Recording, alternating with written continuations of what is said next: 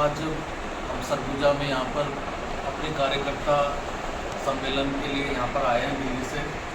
और मेरे साथ जितनी भी छत्तीसगढ़ की सारी टीम और सरगुजा विधानसभा सरगुजा जोन के जितने भी पदाधिकारी हैं सब यहाँ पर इकट्ठे हैं। और अब हमारी जो रणनीति होगी चुनाव के लिए और हम अपने संगठन को कैसे विस्तार कर सकते हैं, उसके लिए हम आज कार्यकर्ता सम्मेलन रखा है, उसमें हम विस्तार से बात करते हैं। रही बात यहाँ पर क्षेत्र में, कल मैं आया था और 6 बजे के आसपास पहुँच गया था अपने यहाँ पर सरगुजा सर्किट हाउस में। तो बहुत सी जगह मैंने सड़कें जो देखी, गांव की तरफ जो सड़कें गई है, तो वो सड़कों में एक तरीके से मुझे ऐसा लगा घोटाला है। जो प्रधानमंत्री ग्राम सड़क योजना के तहत जितनी भी सड़कों के लिए जो धन दिया गया था, यहाँ के विधायकों को दिया गया था या यहाँ के जितने भी एमपी को दिया गया था, तो वहाँ पर मुझे लगा कि एक तरीके से फंड लगाया नहीं गया है। और सारे यहाँ पर जितने भी गाँव की सड़कों की हालत बहुत बद से बदतर है। तो ये एक बहुत बड़ा घोटाला है। उसके लिए हम क्योंकि ये जो पैसा है ये गरीब लोगों को हक में मिलना चाहिए, और लेकिन उसको वहाँ पर मिला नहीं है। साथ में यहाँ पर हम लोगों ने देखा है कि एक हसदेव जंगल की कटाई हो रही है, और जो एक पेड़ काटना भी एक तरीके से इलीगल है। और यहाँ पर लाखों की संख्या में पेड़ काट रहे हैं, जब होते हैं कि यहाँ पर हसदेव का जंगल है जो एक मध्य भारत का फेफड़ा है बिल्कुल, मतलब कि ऑक्सीजन हमको यहाँ से मिलती है। जैसे पूरे वर्ल्ड में अमेज़न के जंगल है, वहाँ पर जैसे पूरे वर्ल्ड को वहाँ से ऑक्सीजन मिलती है, ऐसी एक हसदेव जंगल है, वहाँ से मिलती है, लेकिन वहाँ की कटाई हो ही जा रही है। कांग्रेस भी उसने बोला था कि हम इसका विरोध करेंगे, लेकिन उन्होंने इसकी आवाज़ नहीं उठाई। ऐसी बीजेपी वालों ने भी कोई आवाज़ नहीं उठाई, और धड़ाधड़ कटिंग हो रही है, तो हम उसका विरोध करेंगे अच्छे ढंग से और बात रखेंगे कि ऐसा होना नहीं चाहिए जिस ढंग की यहाँ पर कटिंग हो रही है। उसी के तहत यहाँ पर बहुत से हाथी हैं जो आवारा की तरह जा रहे हैं, और उसकी तरह फसलों को नष्ट किया जा रहा है। क्योंकि वो जब वन कटेंगे तो हाथी भी बाहर आएंगे। तो वो हाथी आ रहे हैं, तो बहुत से पता चला है कि कम से कम 300-400 लोगों की डेथ भी हुई है उनके कारण से। और सरकार उसके बारे में कोई सोच नहीं की। ये काम केवल सरकार का है कि सरकार को देखना चाहिए कि भाई हाथी इतने सारे हैं, तो उसको कैसे कंट्रोल किया जाएगा, उसकी क्या रणनीति बनाई, उनको रणनीति उनकी बननी चाहिए। और इतने लोग मर गए, यदि कोई 20-25 भी किसी की डेथ हो जाती है तो उस पर एक्शन होना चाहिए। यहाँ पर तो काफ़ी लोग की डेथ हो गई है और उस पर एक्शन नहीं हुआ। और यहाँ पर कोई एक आध आदमी तो करेगा नहीं, यहाँ पर तो सरकार को ही लेके चलना चाहिए, लेकिन सरकार कर नहीं। फिर उसके बाद जब वो फसल ख़राब हो जाती है, वो फसलों में जाते हैं तो उसकी फसलें ख़राब हो रही है, और लेकिन उसमें भी किसान की तो कोई गलती नहीं है, और लेकिन उसमें भी फिर उसको मुआवजा नहीं मिल पा रहा। जैसे मुआवजा मिलना चाहिए, जैसे 64,000 रुपये के आसपास मिलना चाहिए, लेकिन कुछ थोड़ा सा उसको मुआवजा दिया जा रहा है। तो किसानों के बारे में भी कुछ नहीं सोचा जा रहा, ना यहाँ पर आदिवासी लोगों के बारे में सोचा जा रहा, और ना यहाँ पर जो वन कटिंग हो रही है उसके बारे में भी नहीं सोचा जा रहा। तो हम इस मुद्दे को अच्छे ढंग से उठाएंगे और अपने पूरे छत्तीसगढ़ में अपनी पूरी आम आदमी पार्टी उसके बारे में लड़ाई लड़ेगी। तीसरा हमारा है कि हमारी जो आम आदमी पार्टी की आइडियोलॉजी है, जो वो हमारी शिक्षा और स्वास्थ्य के लिए भी है। तो हमने यहाँ के स्कूल भी देखे। अभी हमारे काफ़ी कार्यकर्ता ऐसे थे जो स्कूलों में गए, उन्होंने विजिट किए। बहुत से ऐसे स्कूल थे जिनके दीवारों पे काइयाँ लगी थी, छतों में पानी टपक रहा था, और टॉयलेट इतनी बदतर स्थिति थी, बहुत ज़्यादा बदतर स्थिति थी। तो वो भी बड़ी दयनीय स्थिति है। तो मतलब कि आम आदमी के लिए यहाँ पर कोई काम नहीं हो रहा, केवल भ्रष्टाचार मचाया जा रहा है और जो सुविधा मिलनी चाहिए वो सुविधा मिल नहीं पा रही।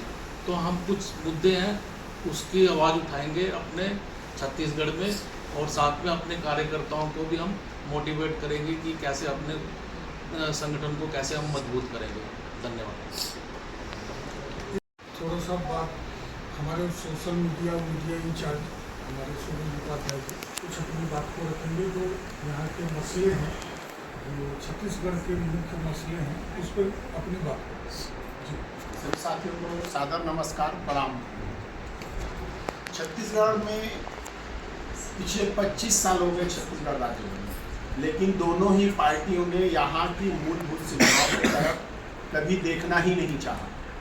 अभी सरकार ने युक्ति उपकरण के माध्यम से 10,463 स्कूलों को बंद कर दिया। स्कूल बढ़ना चाहिए कि घटना चाहिए? बोलते स्कूल में बच्चे नहीं है। बच्चे तुम्हारे फेल्योर के कारण नहीं है, क्योंकि तुम दोनों सरकारों ने इस राज्य में 63,053 शिक्षकों के पद रिक्त रखे। आप शिक्षकों की पोस्ट नहीं भर पा रहे हो, तो जब शिक्षक ही नहीं होगा तो बच्चे पढ़ेंगे किसके साथ? तो ये बहुत बड़ा षड्यंत्र है छत्तीसगढ़ वासियों को, गरीबों को शिक्षा से वंचित रखने का।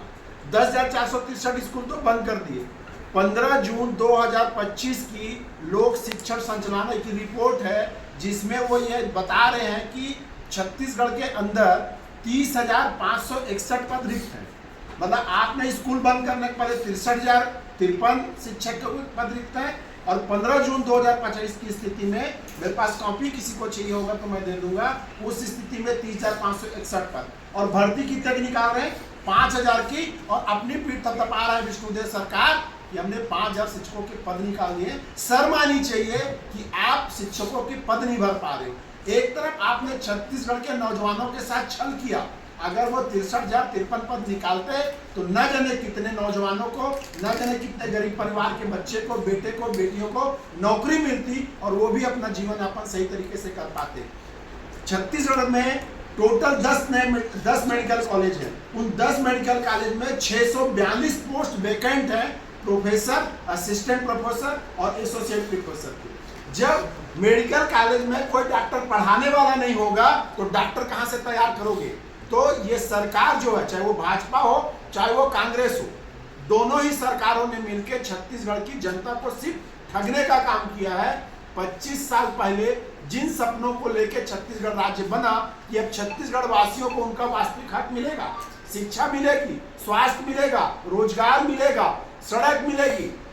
मैं अंबिकापुर में बैठा हूं, यहां से 8वें किलोमीटर पे, नाप के बोल रहा हूं मैं आपको, 8वें किलोमीटर पे रोड कच्ची है, और वहां से आप राजपुर तक चले जाओ तो पूरी की पूरी रोड कच्ची है, पक्की सड़क नहीं बनवा पाए 25 सालों में। और यहाँ के राजा बाबू और यहाँ के दूसरे राजा बाबू जो जीत गए, और इसके पहले जो जीतते आए, छत्तीसगढ़ में खासकर अंबिकापुर को सिर्फ और सिर्फ वोट की राजनीति के लिए इस्तेमाल करने का काम किया है। इन लोगों ने कुछ समय पहले हाथी लेके आए थे बेंगलोर से, कि जो हाथी विचरण कर रहे हैं, लोगों को मसल दे रहे हैं, मार दे रहे हैं, फसलों का नुकसान कर दे रहे हैं, वो कितने का भ्रष्टाचार किए सरकार बताए, क्योंकि हाथी तो नहीं रुके।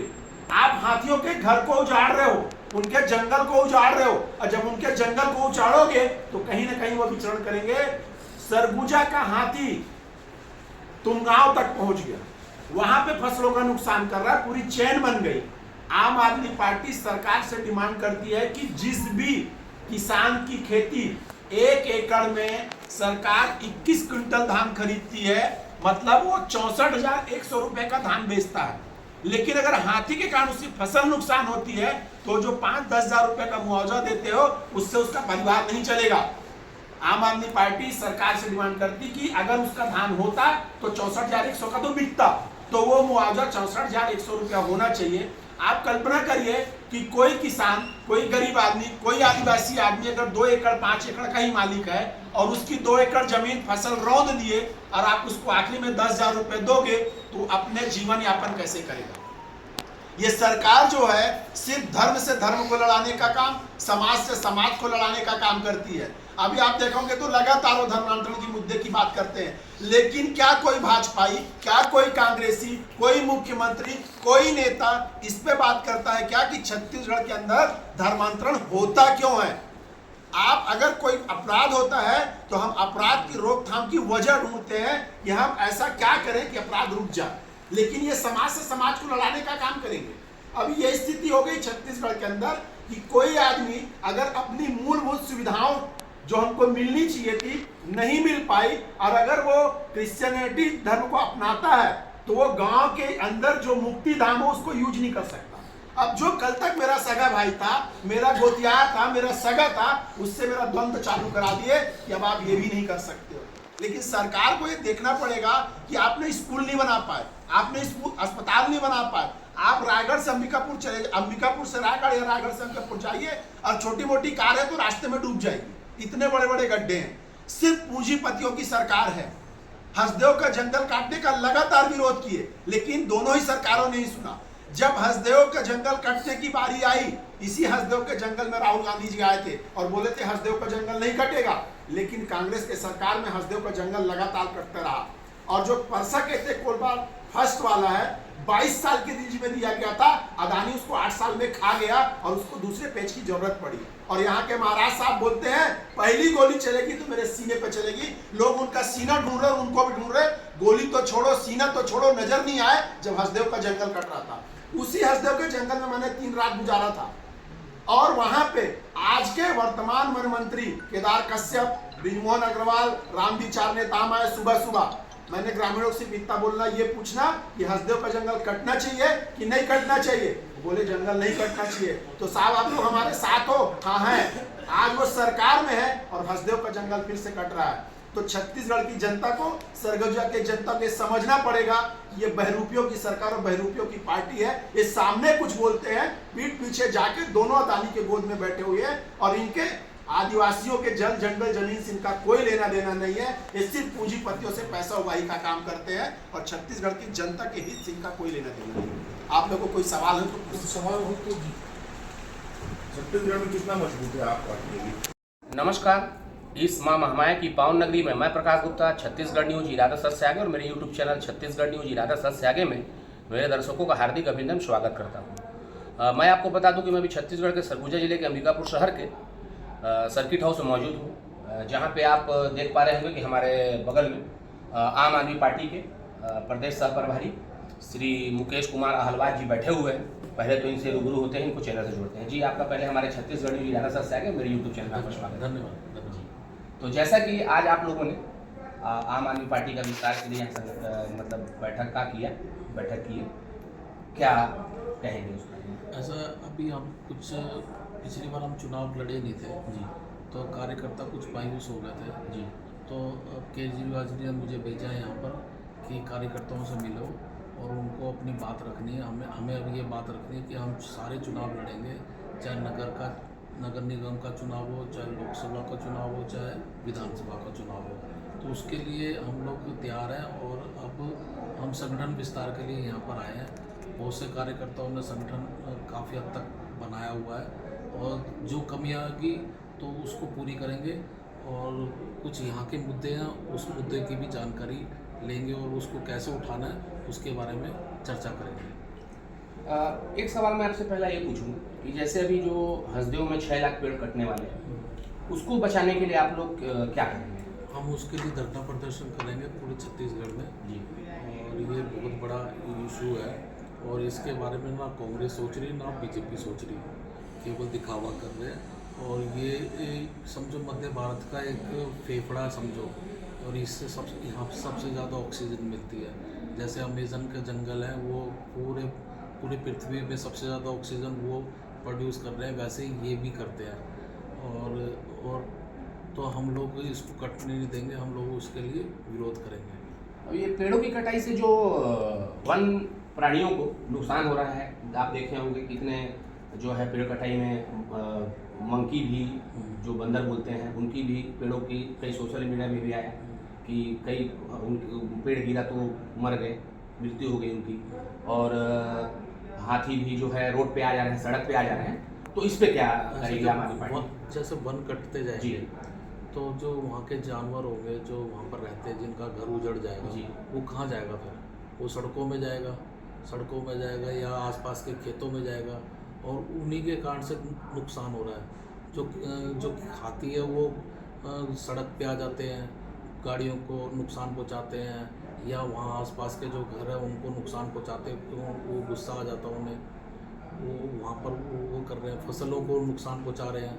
फसल नुकसान पहुंचाने के बाद अब किसान तो गरीब होता है, अब उसका जब पूरा फसल उजड़ जाती है तो वो और बर्बाद हो जाता है। लेकिन सरकार को ये सोचना चाहिए कि वन में फसल का भी ध्यान रखना चाहिए, और साथ में जो वन्य जीव जो बाहर आ रहे हैं जिनको दिक्कत हो रही है उनका भी ध्यान रखना चाहिए। और दूसरा सवाल मेरा आपसे ये है कि जैसे पूर्ववर्ती कांग्रेस के शासनकाल में एक गौठान योजना चलाई गई थी, जिसमें आवारा पशुओं गाय जो हैं, जो अभी चौक चौराहों में हर जगह बैठे रहते हैं, जो दुर्घटना का कारण बन रहा है। और अभी वर्तमान सरकार जो है भाजपा की, वो एक गोधाम के नाम से गौठान कुछ दिनों से बंद था, अभी जो है गोधाम के नाम से एक योजना फिर चालू कर रहे हैं। और अभी तक वो ज़मीनी स्तर पर नज़र नहीं आ रहा है। चौक चौराहों में जो है आवारा पशु बैठे हुए हैं, डॉग बैठे हुए हैं, उसमें आप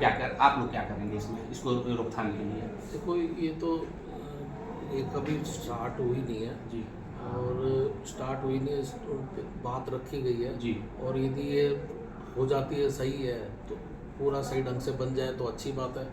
और यदि उसमें कुछ कमी निकलेगी तब हम सरकार को बताएंगे कि ये कमियां हैं, तो उस पर सुधार की जाएगी। और जैसा आप लोगों ने भी बताया कि सड़कों की आप आए होंगे, देखे होंगे, तो इसमें भी अभी तक जो है सिर्फ बोल रहे हैं बनेगा, अब कब तक बनेगा, उसमें जो है आप लोग क्या आगे करेंगे? बहुत से गांव ऐसे जो 200, 300 साल से बसे पड़े हैं जी, लेकिन उन गाँव की स्थिति देखेंगे तो उनकी वहाँ पर ना रोड है, ना पानी की व्यवस्था है। हाँ, तो वहाँ पर पानी की व्यवस्था भी होनी चाहिए, रोड भी वहाँ पर पहुँचनी चाहिए। प्रधानमंत्री सड़क योजना के तहत बहुत सी गाँव में फंड गया था, लेकिन बहुत सी सड़कें ऐसी है जो 2 साल भी नहीं चली पाई, और जो उनकी और कई जगह तो पैसा गया और लगा ही नहीं है, तो वो भी है। और अभी रास्ते में हम देखा था हमने रोड, तो मुझे रोड का तो ध्यान नहीं है, तो उसकी भी रोड की बहुत हालत ख़राब थी। और जो है आप लोग जो है अभी छत्तीसगढ़ के आप दौरे पे निकले हुए हैं, तो अभी अगला दौरा आपका कहाँ लगने वाला है? अभी हमारा उसके बाद कोरबा में होगा, कल हम कोरबा में जाएंगे। और हमारे जो दर्शक आपको देख रहे हैं, उनको आप आम आदमी पार्टी के प्रदेश सह प्रभारी हैं, क्या संदेश देना चाहते हैं? मैं कह रहा था आप लोगों का सबका धन्यवाद, इस यूट्यूब में चैनल का भी धन्यवाद करता हूँ। दूसरा, अपने जितने भी देखने वाले उनको बोलूँगा कि आप हम लोगों को एक बार मौका दें, और हम लोग जो कांग्रेस नहीं कर पाई, जो बीजेपी नहीं कर पाई, उससे 10 गुना अच्छा काम करके हम छत्तीसगढ़ में अच्छा काम करके दिखाएंगे।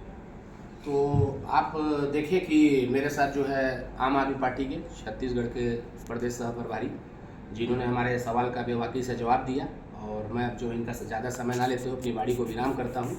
जय हिंद, जय भारत, जय छत्तीसगढ़। नहीं, आपको मैं यूट्यूब चैनल से भी जोड़ देता हूँ ताकि आपको लिंक आप लोग। नमस्कार, इस माँ महामाया की पावन नगरी में मैं प्रकाश गुप्ता छत्तीसगढ़ न्यूज इरादा सच से आगे और मेरे यूट्यूब चैनल छत्तीसगढ़ न्यूज इरादा सच से आगे में मेरे दर्शकों का हार्दिक अभिनंदन स्वागत करता हूँ। आप देख पा रहे होंगे कि मैं अभी जो है इस माँ महामाया की पावन नगरी अंबिकापुर के सर्किट हाउस में मौजूद हूँ, जहाँ पे आप हमारे बगल में देख रहे होंगे। ये जो है आम आदमी पार्टी के मुख्य प्रवक्ता और प्रदेश महासचिव मीडिया एवं सोशल मीडिया प्रभारी हैं। आइए पहले तो इनको अपने चैनल से जोड़ते हैं और रूबरू करते हैं। जी, आपका पहले हमारे चैनल में स्वागत है। Thank you. अपना तो पहले आप शुभ नाम हमारे दर्शकों को सूरज उपाध्याय, मुख्य प्रवक्ता, महासचिव, प्रदेश महासचिव, मीडिया सोशल। जी, तो आप लोगों ने आज इस अंबिकापुर के सर्किट हाउस में और मतलब प्रेस कॉन्फ्रेंस रखा था। छत्तीसगढ़ में आम आदमी पार्टी लगातार संगठन विस्तार को लेकर आगे बढ़ रही है। आम आदमी पार्टी ने छत्तीसगढ़ को 7 जोन में बांटा है, जिसमें 2 जोन की मीटिंग पहले हम कर चुके हैं, बस्तर जोन की और कांकेर जोन की। तीसरा जोन अंबिकापुर है, जिसकी मीटिंग आज है। चौथा जोन जो है रायगढ़ और कोरबा को लेके उसकी मीटिंग कल है, और 3 जोन बच जाएंगे, रायपुर, बिलासपुर और दुर्ग वो बाद में होगी। आम आदमी पार्टी इसके पहले पूरे 33 जिलों में संगठन की मीटिंग कर चुकी जिले वाइज और बहुत सक्सेसफुल मीटिंग थी। और हमारे कार्यकर्ताओं में एक नया जोश हमको देखने को मिल रहा है कि लगातार हर मीटिंग में संख्या बढ़ते जा रही है। कार्यकर्ता गांव-गांव तक, गरीब लोग हैं, कई बार वो खेती किसानी के कारण नहीं आ पाते, लेकिन आम आदमी पार्टी के जुड़ाव के कारण वो आज भी बहुत अपने आप को ऊर्जावान महसूस करते हैं और लगातार मीटिंग्स में। आम आदमी पार्टी तो कई जगह चुनाव भी जीती, क्या क्या चुनाव जीती है थोड़ा बताइएगा। आम आदमी पार्टी गोदरी नगर पालिका में अध्यक्ष का चुनाव जीती है, वहाँ पे हमारे 4 और पार्षद भी हैं। बसना में 2 पार्षद हैं, आपके ही क्षेत्र उसमें से 1 पार्षद हैं। जिला पंचायत की सभापति हैं सुखवंती जी। जिला पंचायत में हमारे दुर्ग कोंदुल से देवलाल नरेटी जी जीते हैं। बहुत सारे जनपद सदस्य, सरपंच, उप सरपंच, पंच। तो छत्तीसगढ़ की राजनीति में जनप्रतिनिधियों का एंट्री आम आदमी पार्टी के हुआ है और हमको बहुत अच्छा रिस्पांस मिल रहा है। निकट भविष्य में भी आम आदमी पार्टी में बहुत बड़ा आपको आंदोलन दिखेगा जो हम छत्तीसगढ़ की जनता के लिए आवाज़ उठाएंगे। जैसा कि आपने अभी प्रेस कॉन्फ्रेंस में कहा कि 25 साल हो गए छत्तीसगढ़ बनी, कई बार जो है नाम लिया आपने कांग्रेस का भी, भाजपा का भी, पूर्ववर्ती सरकार का भी, वर्तमान सरकार का। तो आप जो है ये 25 सालों में जो है क्या क्या कमी देख रहे हैं बताइए। देखिए, छत्तीसगढ़ राज्य जब अविभाजित मध्य प्रदेश का हिस्सा हुआ करता था जी, तो राजस्व का एक बहुत बड़ा हिस्सा छत्तीसगढ़ से मध्य प्रदेश को जाता था, लेकिन सुविधाओं से छत्तीसगढ़ वंचित रह जाता था क्योंकि हर बार हमको भोपाल की दौड़ लगानी पड़ती थी। तब हमारे नेताओं ने, खूबचंद बघेल जी जो प्रथम स्वप्नदृष्टा बोला जाते हैं छत्तीसगढ़ के लिए, और बहुत सारे नेताओं ने बहुत सारे आंदोलन के बाद 1 नवंबर 2000 को छत्तीसगढ़ हमको प्राप्त हुआ। और इस मना स्थिति के साथ कि अब छत्तीसगढ़ का भी विकास होगा, अब छत्तीसगढ़ के लोगों की माली स्थिति में सुधार होगा, उनकी सामाजिक आर्थिक रूप से उनके साथ न्याय होगा, लेकिन 25 साल बाद भी छत्तीसगढ़ अछूता है। छत्तीसगढ़ में बिलासपुर एक रेलवे जोन है जो भारत देश का सबसे अमीर रेलवे जोन है, लेकिन आप देखेंगे कि अभी पिछले कुछ दिनों पहले आपको 3 महीने में 2000 ट्रेनें यहाँ से रद्द होती हैं। यात्री ट्रेनों को लगातार पीछे किया जाता है, अदानी की ट्रेन को लगातार आगे किया जाता है। तो जो राज्य सबसे ज़्यादा राजस्व देता हो, जो सबसे ज़्यादा राजस्व देता है, उसको पीछे किया जाता है। हम सड़कों की बात करें तो इसी अंबिकापुर से 8वें किलोमीटर पे कच्ची रोड है, वहाँ से लेकर राजपुर आपको अंदर जाना है तो एक भी जगह आपको पक्की रोड के दर्शन नहीं होंगे। आपको रामानुजगंज आज की डेट में जाना है तो आपको वाड्रक नगर होके जाना पड़ेगा। अंबिकापुर से आपको रायगढ़ जाना पड़ेगा, रास्ते में इतने बड़े बड़े गड्ढे मिलते, कई सालों से रोड बन रही है, लेकिन भ्रष्टाचार की भेंट चढ़ जाता है। छोटी कार में चले जाओ तो गड्ढे में वो डूब जाएंगी, ये स्थिति है।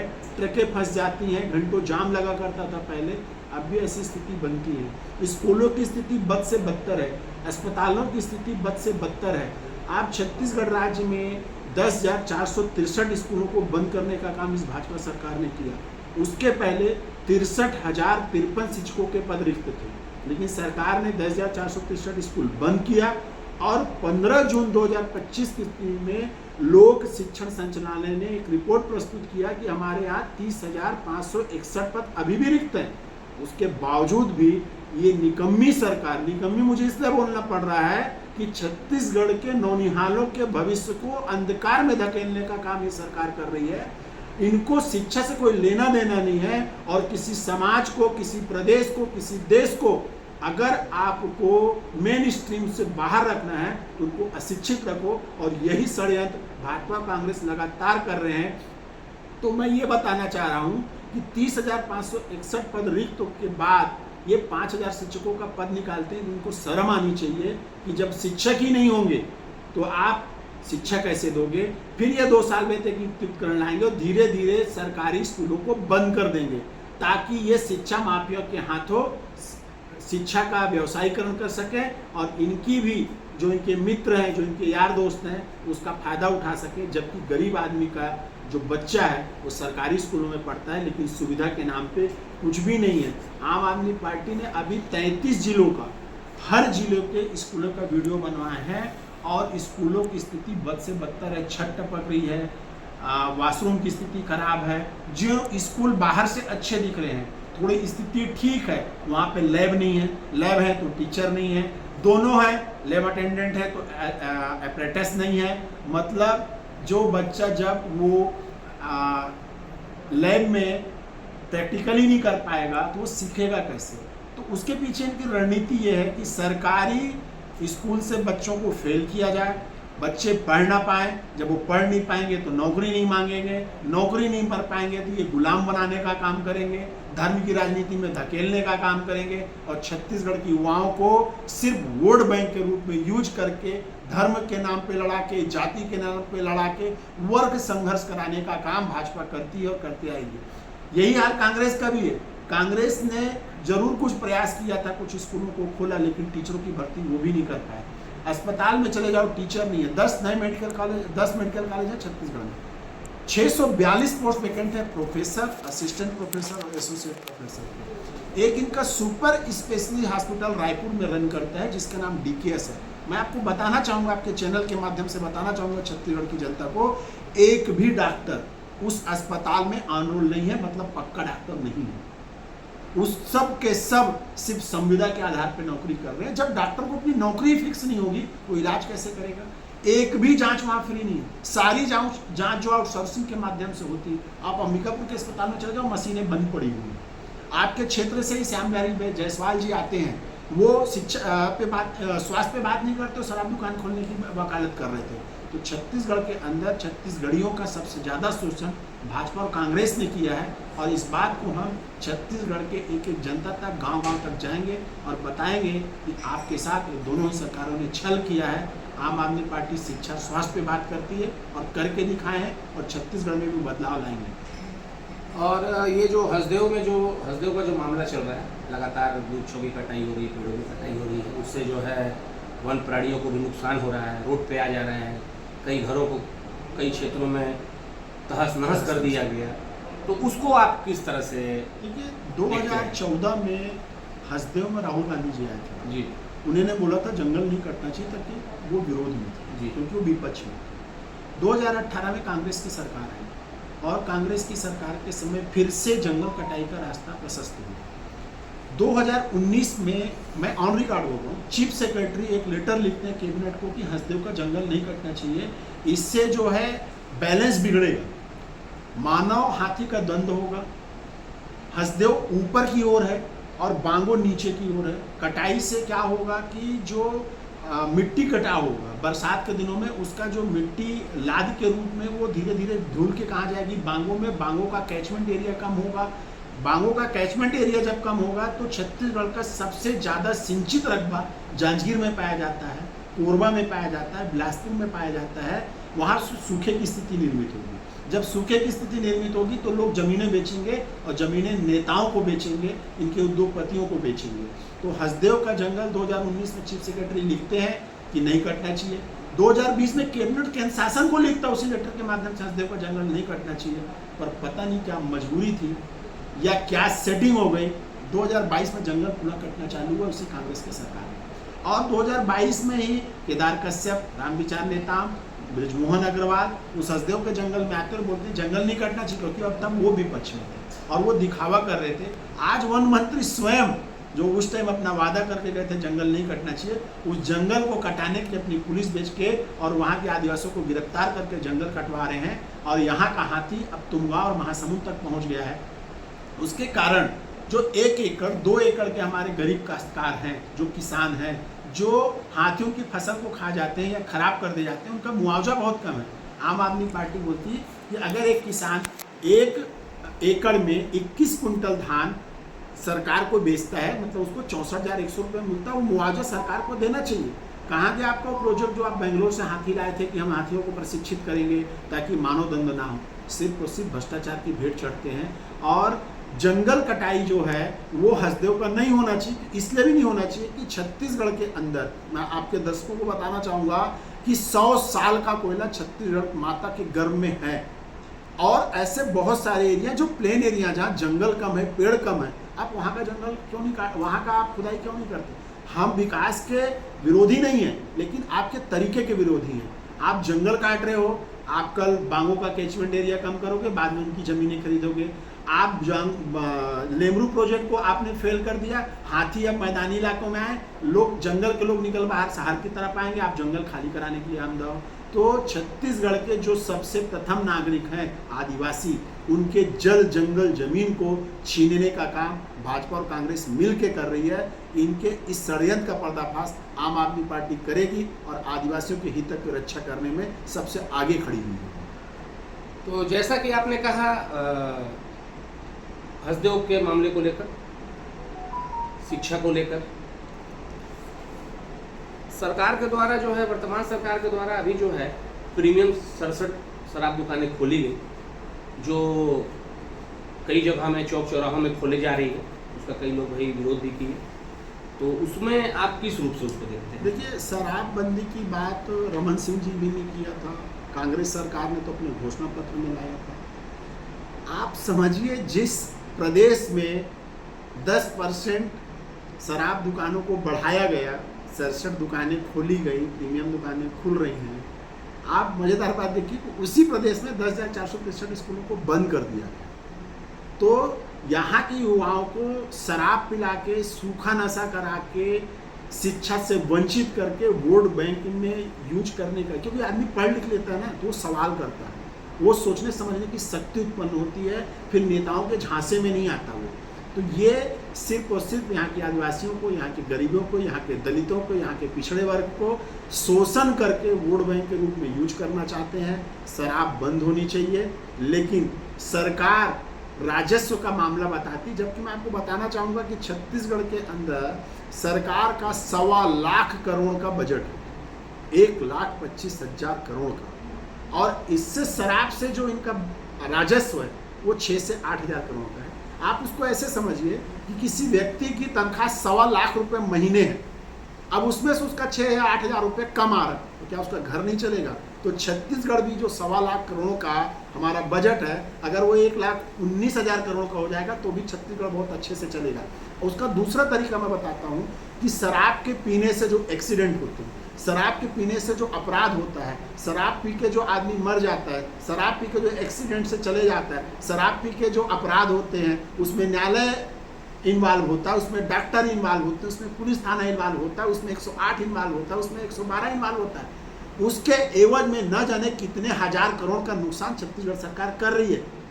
ये राजस्व का मामला नहीं है, ये नेताओं के जेब के राजस्व का मामला है, क्योंकि जितना राजस्व आता है उससे कहीं ज़्यादा ये कार्टेल से पैसा लेते नेता और अधिकारी। और आप देखेंगे कि केपी त्रिपाठी से लेके सौम्य चौरसिया से लेके सारे लोग जेल में हैं, और आगे आने वाले समय में भाजपा भी जेल में है।